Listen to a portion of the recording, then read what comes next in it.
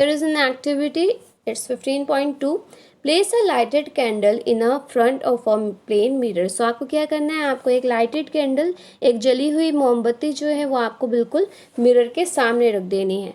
Try to see the flame of the candle in a mirror. और उसके बाद आपको उसका जो फ्लेम है, मतलब जो आप यहाँ पर देख सकते हो जहाँ पर वो जली हुई है, तो ये फ्लेम आपको मिरर के अंदर देखनी है. It appears as if a similar candle is placed behind the mirror. और आपको कैसा लगेगा कि जैसे कि मिरर के पीछे और मिरर के आगे दोनों साइड पर क्या है, कैंडल्स लगी हुई है.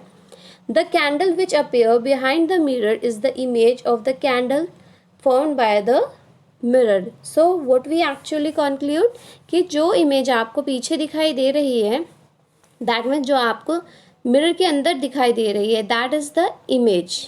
ठीक है. और जो आपने रख रखी है, जो आपका एक्चुअल जो कैंडल है, that will be the object. So जैसे हम अपनी बात करते हैं, तो अगर हम कोई चीज़ एक्चुअल ऑब्जेक्ट जो है, object is the real thing. जो रियल की चीज़ है वो ऑब्जेक्ट होता है. और दूसरा इमेज क्या होता है, इमेज होता है जिसकी परछाई आपको दिखाई दे रही है. जो वो परछाई है, जो रिफ्लेक्शन है, that is known as the image. The candle itself is the object. So now move the candle to a different position in front of a mirror. So आप क्या कर सकते हो, आप इस कैंडल को कभी यहाँ लेफ्ट में ला सकते हो, कई बार आप राइट में ला सकते हो. And what you will observe कि जिस तरीके से आप इस कैंडल को मूव कर रहे होगे, तो मिरर के अंदर भी आपको जो इमेज दिख रही है वो भी मूव कर रही होगी from a one place to another. Now was the image upright in each case. तो क्या हर बार जैसे ही आप पोजीशन में चेंजेस ला रहे हो, तो क्या आपको जो कैंडल का जो फ्लेम है वो हमेशा सीधा ही दिखाई दे रहा है? ऐसा तो नहीं है ना कि फ्लेम आपको उल्टा दिखाई दे रहा है, कि नीचे आग जल रही है और ऊपर कैंडल है. ये तो नहीं होगा. You can try it as at home as well, कि आपको फ्लेम जो है वो ऊपर ही दिखाई देगी.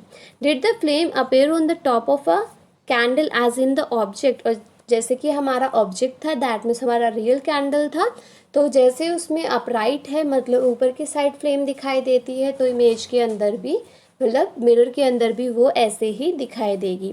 Such an image is known as the erect. So जो हमारी इमेज जो अपराइट दिखती है, मतलब जो अपराइट बिल्कुल सीधी इमेज हमें दिखती है, उस तरह की इमेजेस को हम क्या कहते हैं, that is known as the erect. ये आपको याद रखना है, it is a very important thing कि उसको हम क्या कहते हैं, that is known as the erect.